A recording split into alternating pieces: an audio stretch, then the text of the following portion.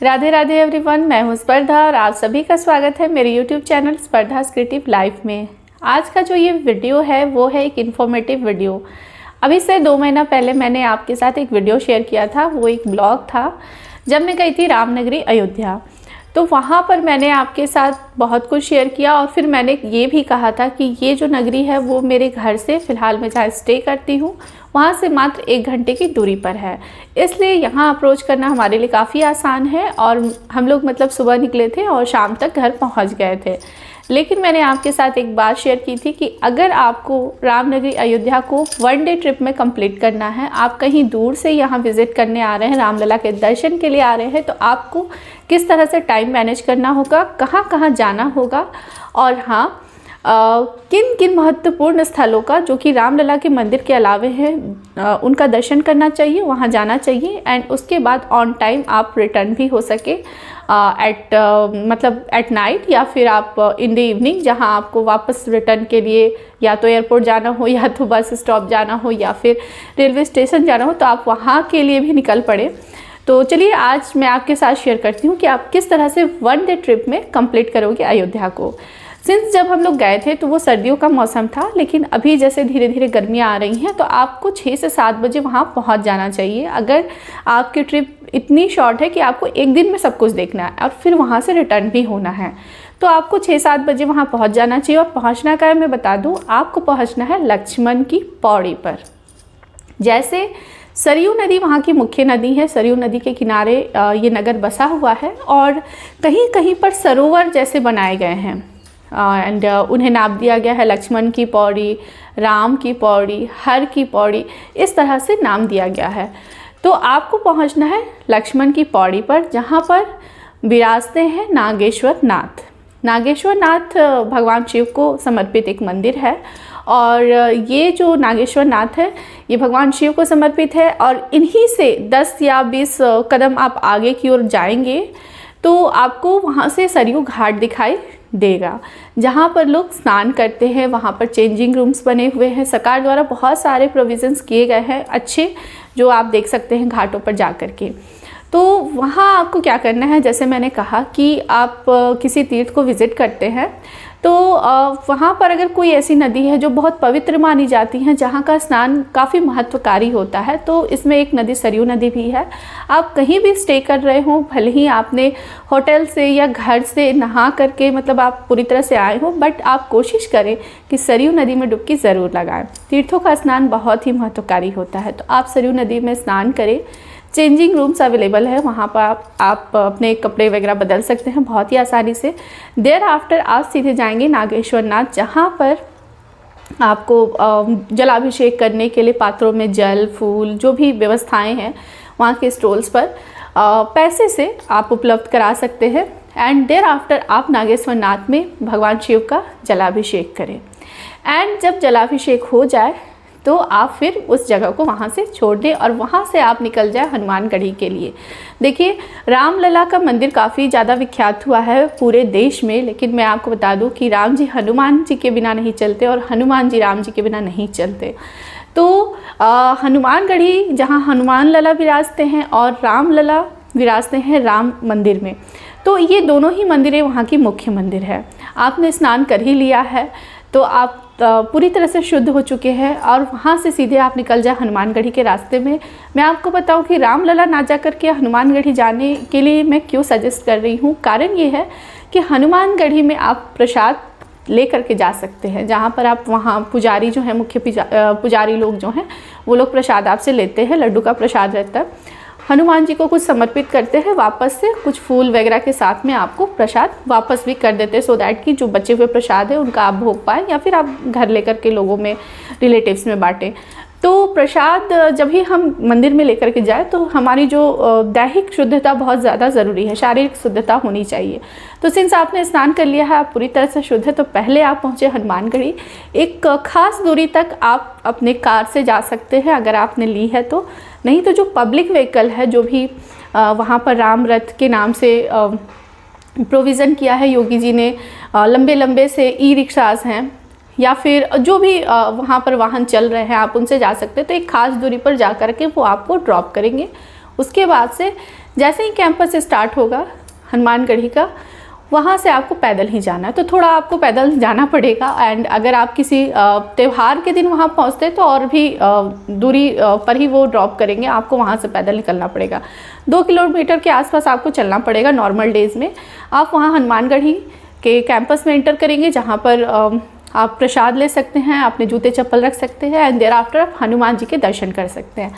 और मैं आपको बता दूं कि हनुमानगढ़ी और रामलला दोनों ही मंदिरें जो हैं उनका मुख्य कपाट जो है वो बंद होता है दोपहर के टाइम 1 से 2 बजे तक में बंद हो जाता है, और फिर दोनों ही 2 बजे के बाद खुल जाते हैं। तो आपको कोशिश करना है कि आप पहले पहुँचें, क्योंकि पहले पहुँचेंगे तो कपाट बंद नहीं हुए होंगे तो आप दर्शन कर पाएंगे।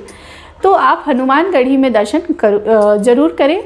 एंड देयर आफ्टर जब आप वहाँ से निकले तो वहीं पर आपको एक गली में एक साइन बोर्ड दिखाई देगा जो रामलला की जन्मभूमि की ओर इशारा करता है। हनुमानगढ़ी में इंटर करने का बहुत ज़्यादा प्रोसेस नहीं है, बस आप कतार में लगे हुए हो, डिपेंड करता है आपकी कतार कितनी लंबी है।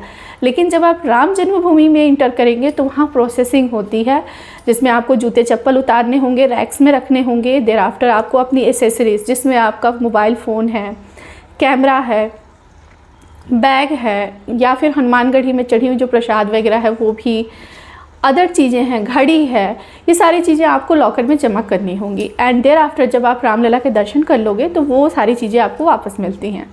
तो इसके लिए थोड़ी प्रोसेसिंग होती है। अगर आपको लगे कि आप हनुमानगढ़ी के बाद कुछ बिना भोजन किए आप डायरेक्ट विज़िट कर सकते हो, दर्शन करोगे, रामलला के कर पाओगे तो ठीक है, अदरवाइज़ आप कहीं भोजन ज़रूर कर ले।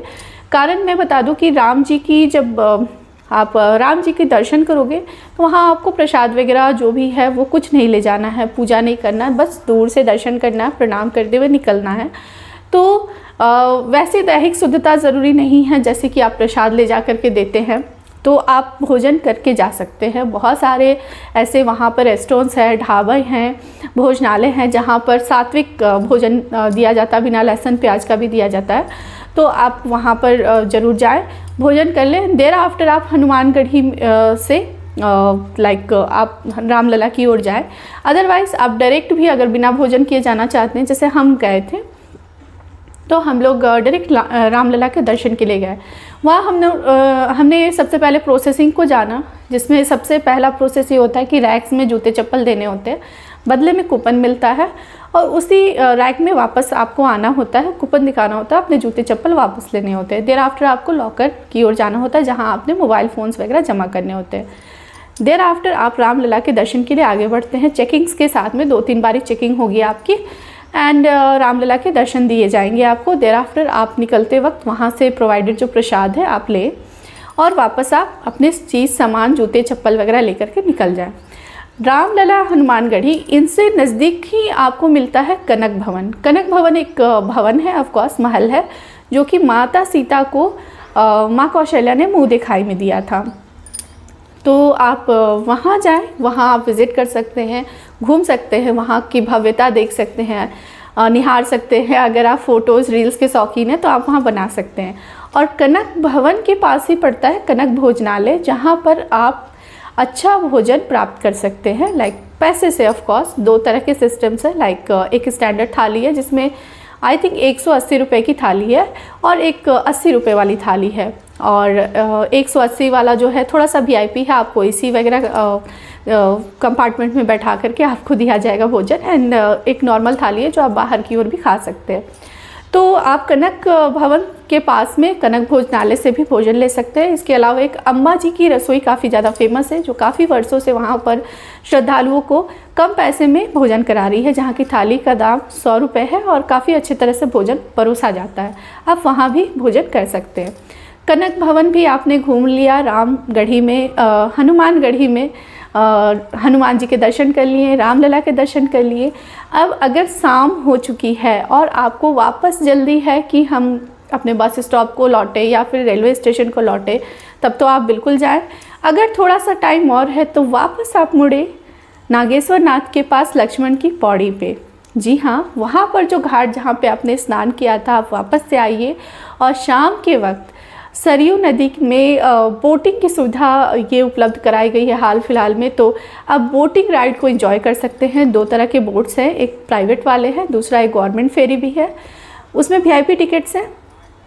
आप बिल्कुल वहाँ पूरी सरयू नदी जो है आप घूम कर के आए, एंजॉय करें, और उसके बाद भी समय बचता है तो आप उस घाट पर थोड़ा सा रेस्ट ले एंड देयर आफ्टर आप वहाँ की सरयू आरती को एंजॉय कर ले। सरयू आरती माँ सरयू की आरती है, वहाँ बहुत ही अच्छे तरह से भव्य तरीके से उनकी आरती की जाती है। वहाँ आप आरती में शामिल होइए, माँ सरयू का आशीर्वाद पाइए, थोड़ी बहुत शॉपिंग करते हुए वापस आप अपने रेलवे स्टेशन, एयरपोर्ट या फिर बस स्टॉप पर आइए। तो जैसा मैंने आपको कहा, 1 डे में इतनी चीज़ें आप कंप्लीट कर सकते हैं, एक दिन में इतनी चीज़ें आप घूम सकते हैं। अगर आप अयोध्या आते हैं तो कोशिश करें हनुमान जी और राम जी इन दोनों के मंदिर को, जो कि है हनुमानगढ़ी और साथ में है रामलला का मंदिर, दोनों को आप ज़रूर जाएं। ऐसा नहीं कि आप एक जाएं एक को छोड़ दें। और इसके अलावा और भी अदर चीज़ें अगर कोई महत्वपूर्ण है तो वो है तीर्थ का स्नान। तीर्थ का स्नान बहुत ही ज़्यादा इम्पॉर्टेंट होता है, तो सरयू नदी में डुबकी ज़रूर लगाएं। तो ये सारी चीज़ें कवर कर सकते हैं आप जस्ट इन 1 डे। तो फिर से मैं इन शॉर्ट रिपीट कर दूं। पहला है लक्ष्मण की पौड़ी, जहाँ पर आप स्नान करोगे, देर आफ्टर आप नागेश्वर नाथ के दर्शन करोगे एंड वहाँ पर उनका जलाभिषेक करने के बाद आप पहुँचोगे हनुमानगढ़ी, जो कि है तीसरा। चौथा है रामलला का मंदिर, और 5वां है, अगर आप चाहते हो कुछ और घूमना तो आप जाओ कनक भवन। एंड कनक भवन के पास ही है कनक भोजनालय, जहाँ पर आप खाओ पियो और उसके बाद वापस से आओ आप नर्मदा नदी, नॉट नर्मदा, सरयू नदी में बोटिंग एंजॉय करो एंड देयर आफ्टर सरयू माँ की आरती एंजॉय करो एंड देयर आफ्टर वापस आप अपने घर को जाओ। तो 1 डे में इतना कुछ आप कर सकते हैं वहाँ पे। तो सिर्फ रामलला के दर्शन के लिए ना आए, इतना आप देख सकते हैं, तो ज़रूर देखें, ज़रूर विज़िट करें और बार बार अयोध्या आए।